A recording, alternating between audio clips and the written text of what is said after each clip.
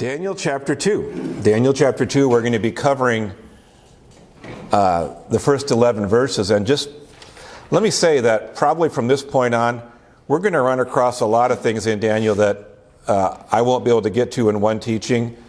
I may come back next week and do some more that in this passage we're reading now. Might not, just depends. But there's going to be some things that I'm not going to get to just because of the sake of time. But I'm trying to hit the highlights here at the minimum, and then we'll kind of go from there. So, Daniel chapter 2, let's begin just by reading verse 1. In the second year of the reign of Nebuchadnezzar, so that's the king of Babylon, Nebuchadnezzar had dreams, his spirit was troubled, and his sleep left him. So when I first read that, I kind of thought, okay, that we'll just kind of move through that verse and get on to what's important. Then I stopped. I said, there's actually a lot going on here that isn't necessarily stated, but I think rather than just rushing through this verse, I want to talk a little bit about Nebuchadnezzar's situation at this point, because it'll help us to kind of have some understanding. At this point in his reign, Babylon had been at war for years. He was an aggressive king. He was an expansionist king. He was constantly going after new territory. And, we read about these things in history, these wars, and they seem like stories. But if you put yourself in the situation that he was in, now it was self-inflicted. We know that. But he was under a lot of stress. Again, it was his fault. But he was feeling a lot of pressure because he was constantly involved in conflict. From the earliest days of his reign as king, this had been what Babylon had been doing, and he was the one in charge. And so he's going from one crisis to another, and in some ways, because he was carrying this heavy load, because he was the one who answered for what happened with the armies and the empire of the Babylonians, I think actually he was in the right place emotionally for God to get his attention. And that's important because we're going to come across different things Nebuchadnezzar says in subsequent stories here, where he is going to present himself in a way that's very confident and I think we'll even be able to say arrogant. He's really all about himself. But one of the things that you learn about people over time is that outward confidence is oftentimes just a mask, right? Sometimes the people that sound like they're the most in charge, when you actually get to know them, it's not nearly like that. So a person can sound secure, they can sound like they've got going on in the way they want, but if you actually hear the rest of their story, you find out in many cases, there's a lot of anxiety underneath or behind the scenes. And at least in my experience, one of the times when those insecurities or that anxiety will appear most strongly in our minds is at nighttime when you're trying to sleep. So I could work hard to cover up all my fears during the day, right? I could walk into a room and act like I know what I'm doing and I'm supremely in charge and all that, but I cannot control what comes into my mind at night when I'm sleeping. And so the anxiety that I repress and cover up in the daytime, a lot of times when it's going to come out and I can't stop it, is when it's dark. And so I kind of think, this is my opinion, I can't prove this, and maybe you disagree, and we'll talk about it at the end here, but I think that's one of the reasons God began to speak to Nebuchadnezzar in the night with dreams, because that's when Nebuchadnezzar, this confident, arrogant guy, he had no choice but to listen, because you can't make yourself dream anything. You dream what you dream. And so in this case, these dreams he was having were obviously getting his attention. Again, the verse 1 says, Nebuchadnezzar had dreams. His spirit was troubled. So these weren't good dreams. These weren't happy dreams. And his sleep left him. So he's laying awake at night. It's got a form of insomnia going on because he's disturbed. And so again, my point is simply that God is behind all of this. God's in control of all this. This isn't just Nebuchadnezzar having bad dreams. He's in a place where he's more likely to have them, but God is the one who's speaking to him through these dreams at night. Now, I'm not a psychologist, you all know that, but I know enough pop psychology that mental health specialists are often able to explain our dreams in psychological terms. You know, you can go on Google or whatever, or get a book. This is what I dreamed, and it'll kind of tell you what it means. Oh, this is what you're going through. In the ancient world, there really weren't psychologists. The mental health was not something that people concerned themselves with, not with the kind of language we use today. And so people, instead of turning to psychologists, which didn't exist when they had dreams or they were disturbed by things, they believed that these kinds of things, dreams, were one of the ways that the gods spoke to them. So I could have a bad dream today and think I must have had some problem at, yesterday or whatever. But not back then. If they had a bad dream, they would immediately think, or even a good dream, think, what is my God trying to communicate with me? And so obviously Nebuchadnezzar felt the same way. He wanted to know what the gods, the Babylonian gods, were saying to him. And so what he did, he called his spiritual advisors. And but when they came, they ran into a serious problem. And most of you know the story. He demanded of something that was impossible, something of them that was impossible. He demanded something that they couldn't do. Let's go to verse 2 and read through verse 5. The king, then the king commanded that the magicians, the enchanters, the sorcerers, and the Chaldeans. Now the Chaldeans, again, I explained a few weeks ago, that's a broad encompassing phrase that means spiritual advisors or wise men, that they be summoned to tell the king his dream. So they came in and stood before the king. And the king said to them, I had a dream, and my spirit is troubled to know the dream. Then the Chaldeans said to the king in Aramaic. Now, just remember, last time we talked about the section of Daniel that's Aramaic. This is here where it begins in verse 4. It's no longer written in Hebrew, but I'm not going to go through all it again, but just so you know, this is where it starts. Then the Chaldeans said to the king in Aramaic, O king, live forever. Tell your servants the dream, and we will show the interpretation. The king answered and said to the Chaldeans, the word from me is firm. If you do not make known to me the dream and its interpretation, watch this, you shall be torn limb from limb, and your houses shall be laid in ruins. Okay. So the problem was, besides the fact that he's threatening their lives, the problem was these men couldn't do what he was asking. And that's because there were two different types of, I'll use the phrase holy men, back in that time of history. There were prophets. Prophets were people who heard the voice of God. Now, we're familiar with the Hebrew prophets that heard the voice of the true God, but other cultures had prophets too that heard some kind of voice that they claimed was their God, but they heard something. They heard some kind of revelation and would speak for their gods. We would say that those were evil spirits, but nonetheless, that's what they would call themselves, prophets. These men that Nebuchadnezzar is talking to, they're not prophets. They don't hear the voice of the gods. They were what you call diviners. And what that meant was that they would take signs and omens, and they would look at them and interpret them. And those are two different kinds of spiritual endeavor. And because these men were not prophets, they never claimed to hear from the gods, they were diviners. Because of that, Nebuchadnezzar could never be certain if their interpretation of what he dreamed would be right, because they could say whatever they wanted to. I could claim to be a diviner and tell you, oh, this is what your dream means. Okay, so what, right? And I'm pretty convinced, and it makes perfect sense to me, that's why he's pressuring them, not just for the interpretation of the dream, but he's saying to them, tell me what I dreamed. Because if they could tell him what he dreamed, then there was a much better chance that the interpretation was correct. It's just kind of logical, right? He didn't want to be deceived. And so these men are number one, they're afraid because he's just threatened them.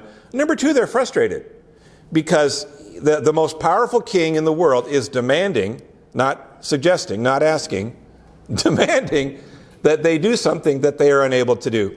And so they're kind of in between a rock and a hard place. So they try again, verse 7 through 9. They answered a second time and said, let the king tell his servants the dream, and we will show its interpretation.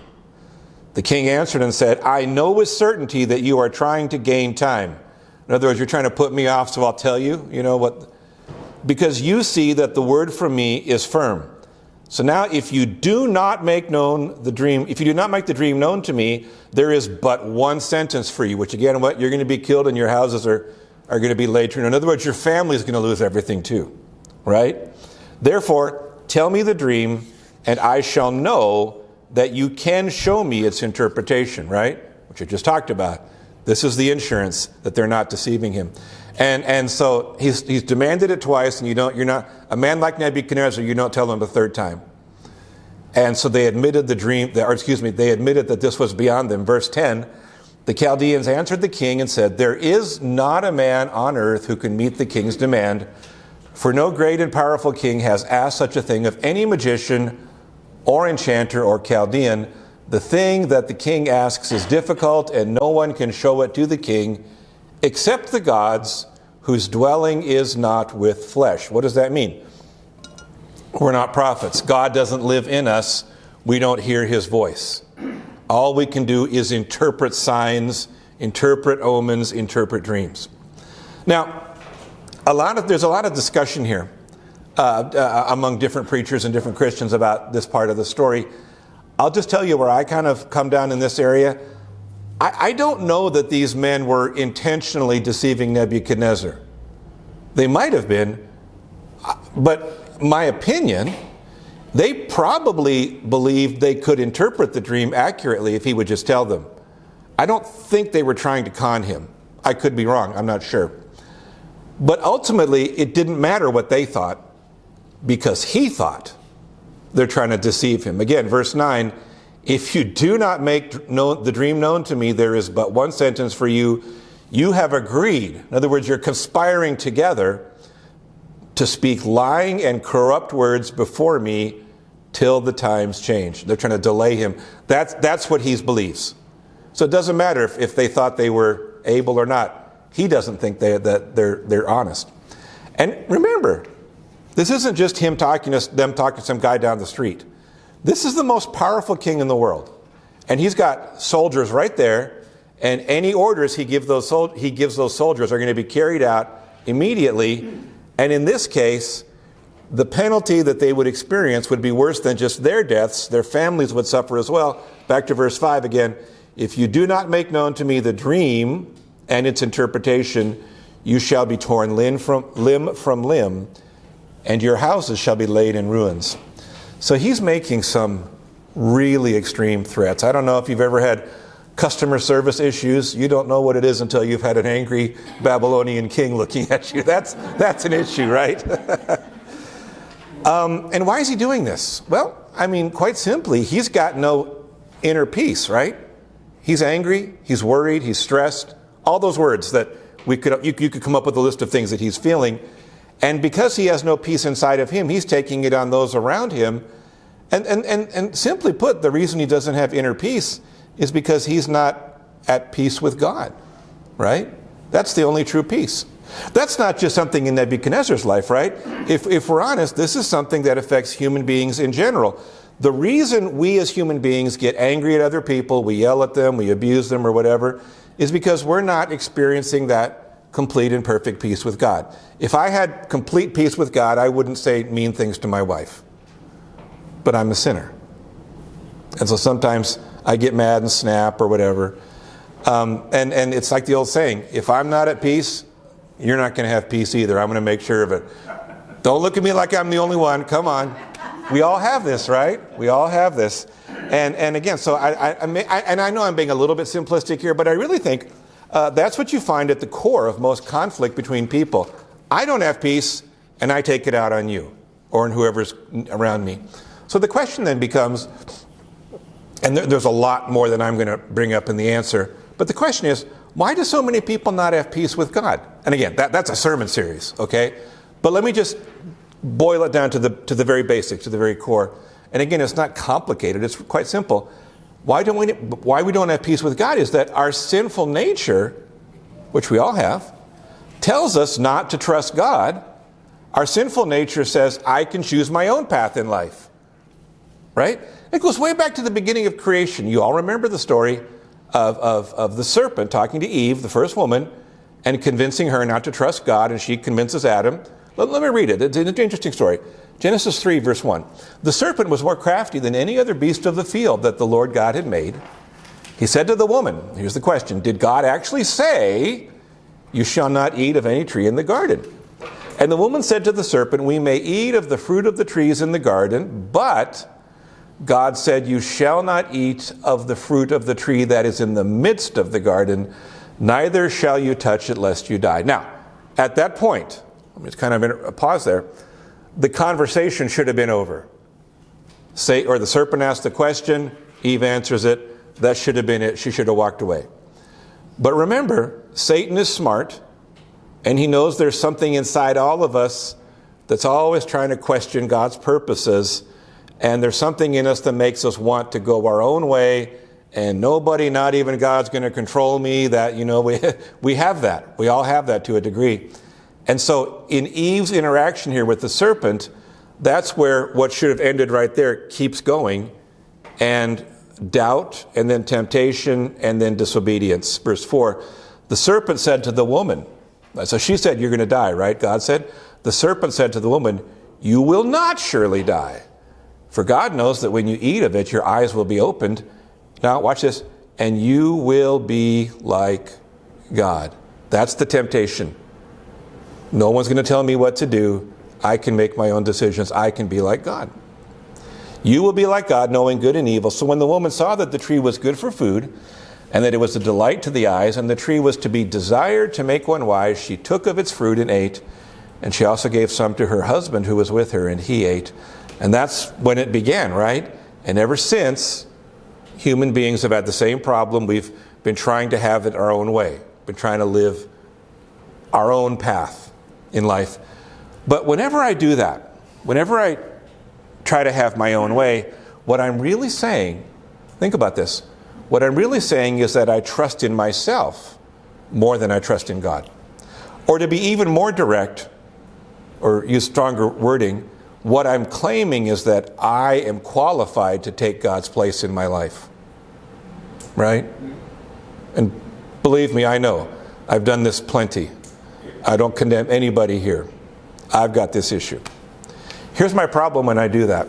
The Bible says, right, God will not share his glory with another. And so sometimes I have to struggle. And sometimes I have to go through times of testing, because this is God's way of teaching me to depend on him rather than relying on myself and my own strength. Because I'm proud, and I'm arrogant, and I'm self-willed, and I make dumb choices, and God has to bring me back. So God will put me in a trial, or God will, however you want to say it, God will allow me to be in a trial. And I've tried to stop saying this, but I still fall into this trap. I'll be in the middle of something, I'm like, oh, this is so awful. And I'll say, I wish God would just teach me whatever it is I need to learn so my life can get back to normal and I won't struggle like this. Right? Right? But if that's my attitude, then I'm still missing what God is trying to do in me, because the point is not that my life should get back to my definition of normal. The point is that my normal ought to be a life of constant dependence on God. I want to go back to normal as in depending on myself. That's not healthy. Biblical, healthy, spiritual normal is I'm depending on God, he's the one in charge, and I know it. And so in that sense, because I struggle in this area, my life in this little way is somewhat like Nebuchadnezzar's. I cannot identify with the Babylonian king, don't get me wrong. But in this area, just like me, Nebuchadnezzar also had moments where he had to suffer because of his arrogance until he humbled himself before God. There's a couple tremendous stories that we'll get into about that. But then Nebuchadnezzar was just like me. He would humble himself, he would give God glory, he would admit that God is the one in charge. Only after a time, he'd go back to that same sinful behavior that Gary does as well, of trying to take the glory that belongs to God alone. And again, as much as I don't like admitting it, that's been the story of my life. There will be a time God will humble me. He'll remind me to depend on him. Thank you, Jesus. I'm so grateful. And it doesn't take me too awful long before I go back to my old ways, depending on myself. And God has to deal with me one more time, teaching me humility. Jesus talked about it, Matthew 23, verse 12. Whoever exalts himself, Gary, number one example, will be humbled, and whoever humbles himself will be exalted. This is the process of our lives. Most of us would like to think that our lives are this spiritual trajectory going up, up, up, up, up, up. Not for me, maybe for you, but I'm like up, down, up, down. Hopefully the ups last a little longer and go a little higher, but there'll be plenty of downs. I know it because that's just the way I've been. And God has to work in me, and God has to put me through trials sometimes. And all that to say this, sleepless nights, back to Nebuchadnezzar having these dreams, sleepless nights are not the worst things you can endure.